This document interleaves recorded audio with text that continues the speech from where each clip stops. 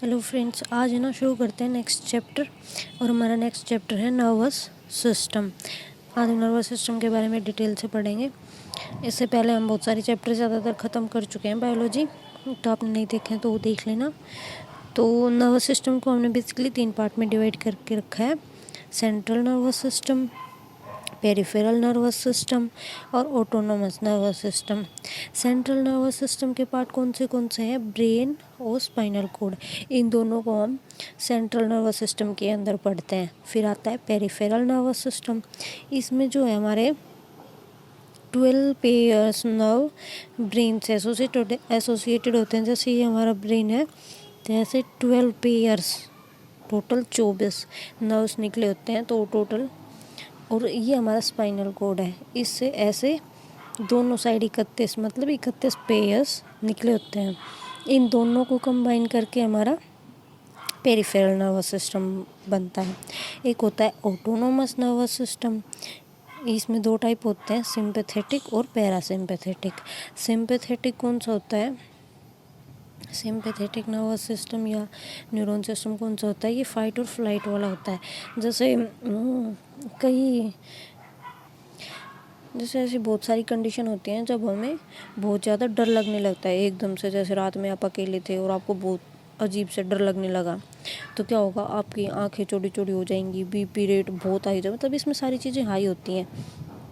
Blood pressure बहुत high हो जाएगा, हार्ट बीट जो है वो बहुत इंक्रीज़ हो जाएगी, हमारे लंग्स जल्दी जल्दी काम करने लगेंगे, हम बहुत जल्दी जल्दी सांस लेंगे, सारी क्रियाएं फास्ट हो जाती हैं और हमारे रोंगटे खड़े हो जाते हैं, आंखें ऐसी चौड़ी चौड़ी हो जाती हैं और सब कुछ मिक्स हो जाता है। मतलब हमें पता ही नहीं चलता हमारे साथ हो क्या रहा है।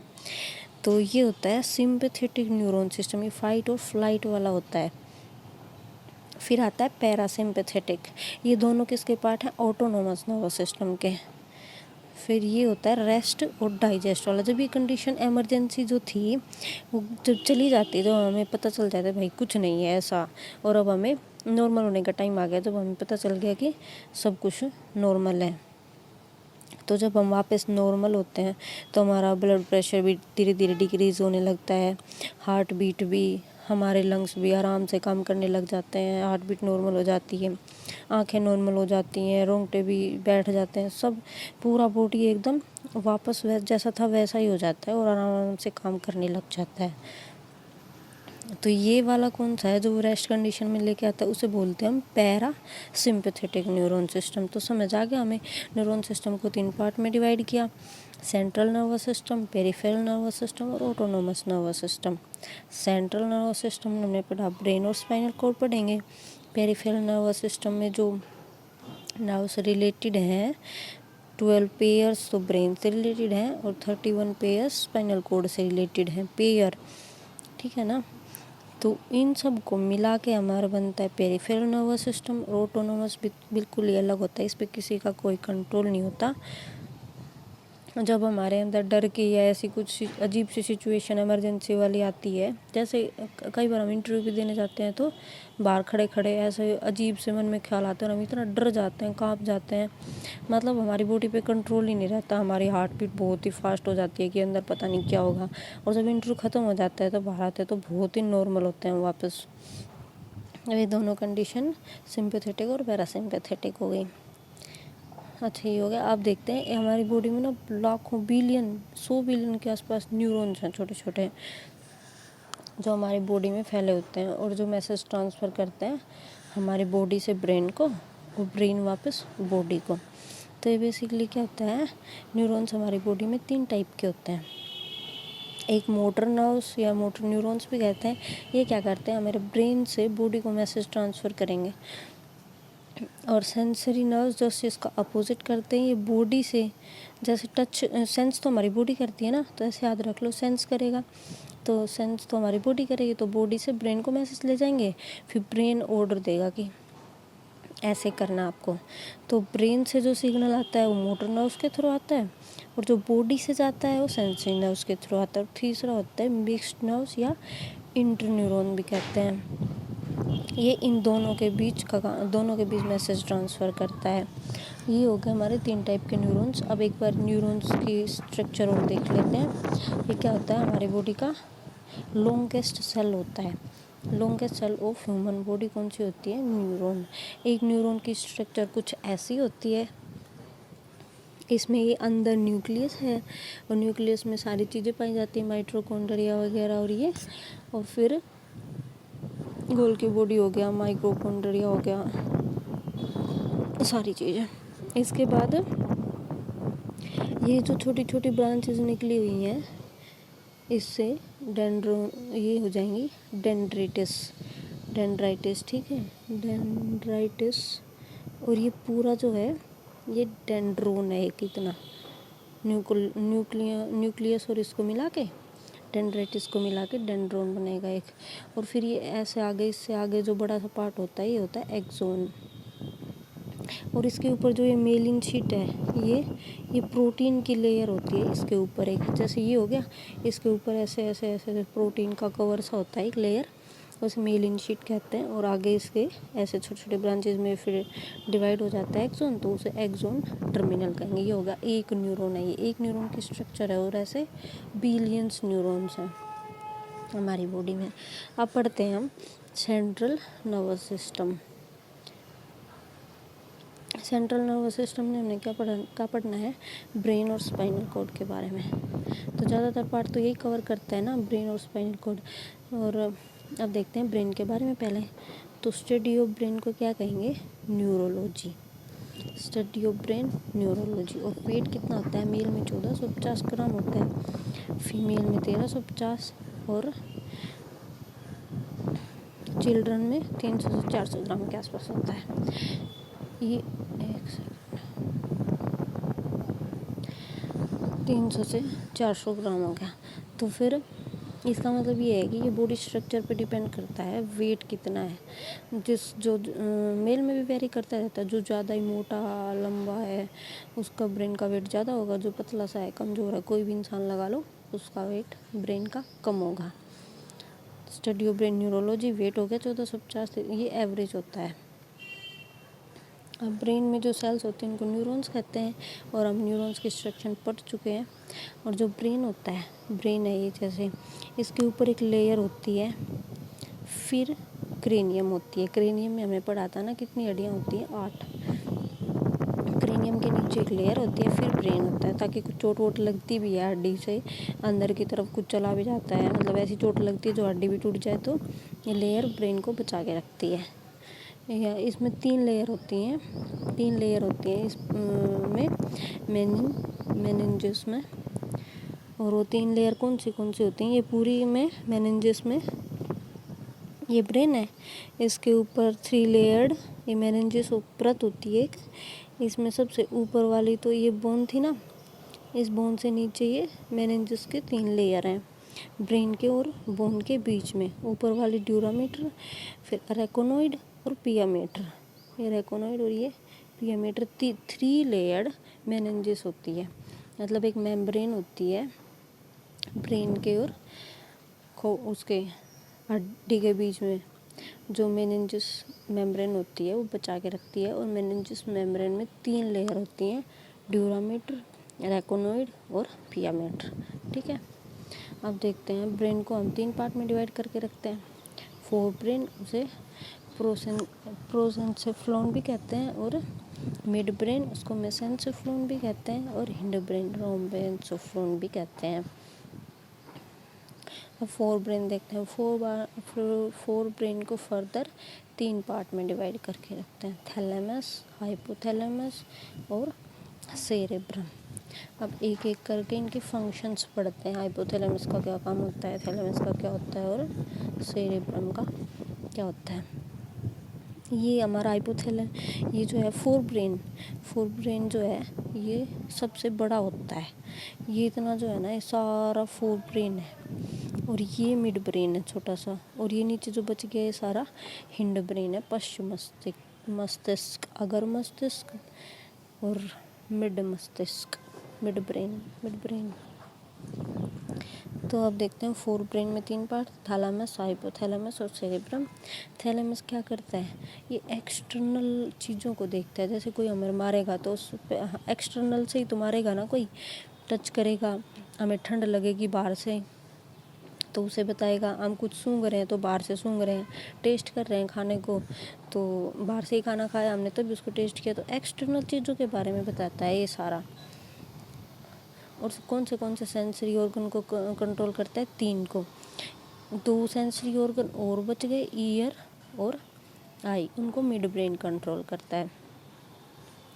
थैलेमस ज़्यादातर एक्सटर्नल चीज़ों के बारे में बताता है, जैसे touch, pain, cold, heat, nose वाला स्मेल हो गया, टंग वाला टेस्ट, स्किन वाला कौन सा टच, पेन, हाँ जो भी एक्सटर्नल चीज़ें हैं सारी कौन कंट्रोल करके रखता है, कौन बताता है? तो हाइपोथैलेमस। आप पढ़ते हैं वो था थैलेमस सॉरी, और आप पढ़ते हैं हाइपोथैलेमस। ये क्या करता है? अंदर वाली चीज़ों को कंट्रोल करता है। जैसे अंदर हमारे बॉडी में जब बहुत ज़्यादा गर्मी बढ़ जाती है तो ये हमारा पसीना निकाल देता है, हमारा बॉडी का टेम्परेचर नॉर्मल हो जाता है। और अंदर ही जो हमारे फीलिंग्स हैं, इमोशंस हैं, हमें भूख लगती है वो अंदर से लगती है, डर लगता है वो अंदर से, हमारी हॉबीज़, हेट, भूख लगती है, emotions, fear, hobbies, hate, love, mood, smile, feeling, सारे इंटरनल चीज़ों को कंट्रोल करके रखता है हाइपोथैलेमस। ये छोटा सा पार्ट होता है, ज़्यादातर तो फोर ब्रेन में थैलेमस और वो सेरेब्रम वह सबसे बड़ा होता है और हाइपोथैलेमस छोटा होता है। लेकिन अगर ये एक बार गड़बड़ हो जाइए पूरे ब्रेन को डिस्टर्ब कर देता है, तो इसलिए इसको कंट्रोल करके रखना बहुत ज़रूरी है। जैसे हमें प्यास लग जाती है तो हमें और कुछ नहीं सूझेगा, हम पढ़ भी रहे हैं तो हमें ये रहेगा कि हमें प्यास लगी, तो तब तक प्यास नहीं बुझा लेंगे, तब तक बाकी का काम नहीं होगा। हमें कुछ डर है तो तब तक वो डर ख़त्म नहीं हो जाएगा, तब तक हम कुछ नहीं कर पाएंगे। तो हाइपोथैलेमस है वैसे तो छोटा सा है, लेकिन इसमें अगर वो हो जाता है, कुछ कमी आ जाती है या अंगारा लग गया, हमें इमोशन या ऐसा कुछ भी होता है इसकी वजह से, तो पूरा ब्रेन डिस्टर्ब होता है और हम दूसरा कुछ काम शांति से नहीं कर पाते हैं। तो हाइपोथैलेमस क्या करता है? इंटरनल चीज़ों को कंट्रोल करता है। और ये सबसे मोस्ट इम्पोर्टेंट तो ये है कि हमारे बॉडी टेम्परेचर को रेगुलेट करता है। ठंडी में तो हमें ज़्यादा पानी पी लेंगे तो पेशाब के थ्रू हमारा पानी बाहर निकल जाएगा और हमारा बॉडी टेम्परेचर इंक्रीज़ होता है तो पसीना आ जाएगा हमें। ऐसे अंदर वाली चीज़ों को कंट्रोल करके रखता है और बॉडी टेम्परेचर कंट्रोल करके रखता है, तो इसे थर्मोमीटर ऑफ बॉडी भी कहते हैं। थैलेमस जो था एक्सटर्नल चीज़ों को, 3 सेंसरी ऑर्गन को कंट्रोल करता है। हाइपोथैलेमस सारी इंटरनल चीज़ों को, भूख, प्यास, emotions, hobbies, hate, love, mood, smile, सब। तीनों 2 पार्ट हो गए फोर ब्रेन के। फोर ब्रेन का थर्ड पार्ट कौन सा था? सेरेब्रम। ये लार्जेस्ट पार्ट है ब्रेन का। जैसे सबसे बड़ा तो होता है, अगर तीनों में बात करें तो सबसे बड़ा फोर ब्रेन जो था उसमें भी 3 पार्ट थे, तो उनमें भी सबसे बड़ा कौन सा है? सेरेब्रम। इसमें 4 लोब होती हैं। ये फ्रंटल यहाँ है हमारा फेस इस साइड, सबसे सामने वाली फ्रंटल लोब होती है, फिर पैराइटल लोब होती है, फिर ऑक्सीपिटल लोब होती है, फिर टेम्पोरल लोब होती है। ये यहाँ पे मिड ब्रेन है और ये नीचे वाला हिंड ब्रेन है। ठीक है, तो इसकी 4 लोब के बारे में, 4 लोब के फंक्शन पढ़ते हैं। फ्रंटल लोब जो होती है ये बहुत ही इम्पोर्टेंट है। इसमें हमें imagination, problem solving, decision making, creativity, intelligence हमारी सारी इसी से आती है। इसका फंक्शन बहुत वैसे तो पूरा ओवरऑल देखें तो सेरेब्रम जो है वो बहुत ही इम्पोर्टेंट है। सबसे इम्पोर्टेंट पार्ट कहें हम ब्रेन का तो है सेरेब्रम। हम जितना भी इसको यूज़ करते हैं, सारी मेमोरी पावर इसी के अंदर होती है। हम जितना इसको यूज़ करेंगे इंसान की इंटेलिजेंस वगैरह, मेमोरी पावर उतनी ही इंक्रीज़ होती जाएगी। दूसरी पैराइटल लोब होती है, logical reasoning, maths and calculation, communication, ये सब किसके पार्ट होते हैं? पैराइटल लोब का काम होता है। फिर ऑक्सीपिटल लोब होती है, ये visual spatial processing, distance, depth perception, colour determination, object and face recognition और मेमोरी फॉर्मेशन। सबसे इम्पोर्टेंट ये है इसका। मेमोरी फॉर्मेशन का काम क्या होता है? ऑक्सीपिटल लोब का। ये बाकी के भी काम है इसके, लेकिन सबसे इम्पोर्टेंट क्या है? Memory formation. टेम्पोरल लोब का मेन फंक्शन क्या है? लैंग्वेज को understanding, memory acquisition, face recognition, object recognition. इसका रिकॉग्निशन का काम जाता है।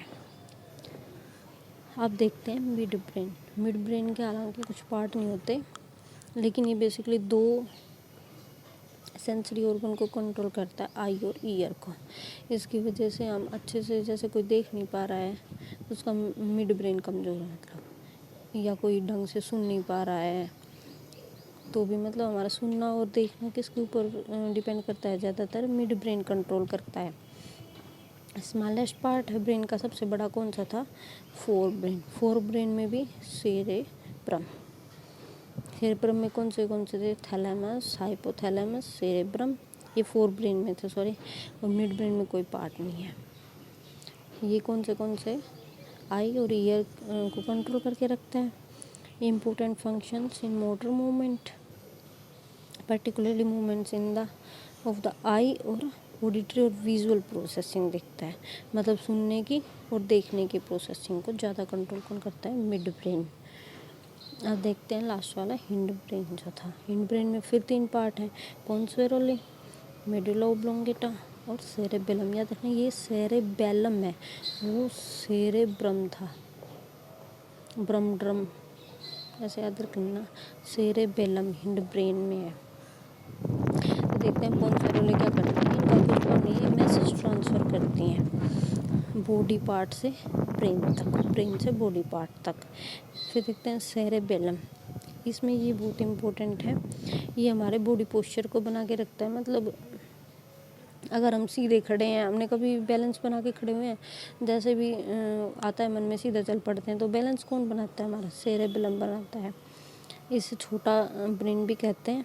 ये इसका काम क्या है, मसल मूवमेंट का, स्पीकिंग पावर, बॉडी बैलेंसिंग, जैसे हम बोलते हैं, हमने कभी ये देखा है कि हम बोल कैसे रहे हैं, सीधा बोलने लग जाते हैं, मसल मूवमेंट हो गया, बॉडी की बैलेंस बना। तो अगर कोई इंसान अल्कोहल पी लेता है तो उसकी बॉडी का बैलेंस ख़राब हो जाता है, क्योंकि अल्कोहल इस पर प्रभाव डालता है, इसकी वजह से हमारा बॉडी का बैलेंसिंग नहीं बना पाता।